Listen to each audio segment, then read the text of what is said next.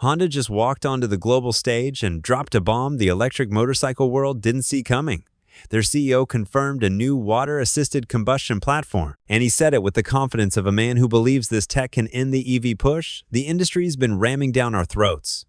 This isn't some magical water-powered bike. It's a mechanical system built to challenge battery-driven machines where they're weakest. And if Honda's right, electric motorcycles might not be the future everyone promised you. Stick with me, because by the end of this video, you'll know exactly what this means for your next bike, your wallet, and the road ahead. The CEO bombshell. The announcement caught the entire industry off guard because it arrived without warning or rumor. During a late afternoon briefing streamed from Honda's main development center, the company's chief executive stepped into view and delivered a statement that immediately rewrote expectations for the next decade of motorcycle engineering. He revealed the existence of a new power platform called the V3R900E compressor water engine. Presented not as an experiment or concept, but as an active program aimed at production. There was no hesitation in his tone.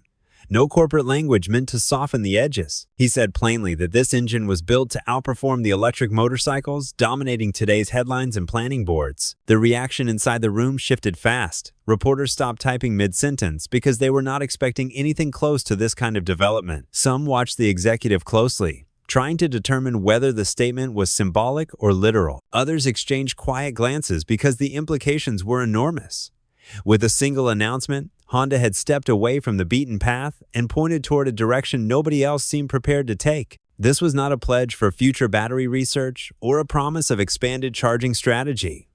It was something different, something bolder, and something designed to change long-term expectations. When a company of Honda's size makes such a claim in front of the entire world, the motorcycle industry has no choice but to listen, even if the message lands like a shockwave. But right after the announcement settled, a new question rose to the surface.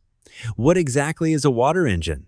What water engine really means? The phrase water engine created immediate confusion because it sounded like something pulled from rumor boards or science fiction channels rather than a real engineering project. As the briefing continued, it became clear that Honda was choosing its language carefully, but the public still reacted with uncertainty. People wanted to understand whether the term meant water as an active fuel, a catalyst, or an integrated part of a broader combustion cycle. Without context, the announcement opened the door to wild assumptions, and seasoned riders do not take well to vague terminology. This is why clarity matters. The moment someone hears the words water engine, their mind might jump to impossible scenarios involving liquid-filled tanks and magical reactions. Others might think it refers to steam-era designs or fringe experiments without practical value. Honda's use of the phrase demanded explanation because the motorcycle world has been around long enough to recognize when a new term risks being misunderstood. When large companies speak in unfamiliar ways, riders naturally question whether marketing departments are steering the message. Yet, despite the confusion, the statement was intentional. Honda wanted the public to understand that the core concept revolves around a controlled system that relies on water in a structured, industrially viable role. It is neither fantasy nor an internet myth, but a deliberate engineering path chosen for long-term development. The label may sound unusual, but the intent behind it is grounded in practical science, not imagination. Still, the timing of the announcement made many wonder why Honda chose this moment to reveal such a direction. If you want straight answers without the corporate filter, make sure you like this video, subscribe to the channel, and share your thoughts below. Your perspective keeps conversations like this honest, and it helps push out the truth riders deserve to hear. The one EV weakness that opened the door. The moment Honda revealed its new engine direction, many analysts noticed something familiar behind the timing. For years, discussions around electric motorcycles have celebrated clean operation and impressive engineering. Yet, a deeper issue has consistently followed the technology.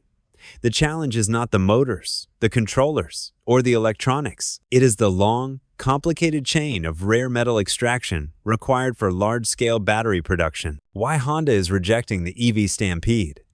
Honda's decision to pursue a different path did not emerge from a moment of impulse. Inside large engineering firms, major shifts happen only when leadership believes the current direction no longer represents the future they want to build. For years, nearly every major manufacturer has been racing toward full electrification, following government policies, investor expectations, and competing corporate narratives. But Honda's leadership appears to see something deeper, something rooted in long-term identity rather than short-term trends. The company's decision suggests a belief that motorcycles should retain a form of mechanical character, even as new forms of clean technology evolve. Not every rider wants a silent machine governed by battery limits and software schedules. Some believe the essence of motorcycling involves a power source with personality, rhythm, and a sense of mechanical depth. By announcing the V3 R900 eco-compressor water engine, Honda signaled its intention to preserve that philosophy while still aiming for future-ready efficiency. There is also an internal strategic layer.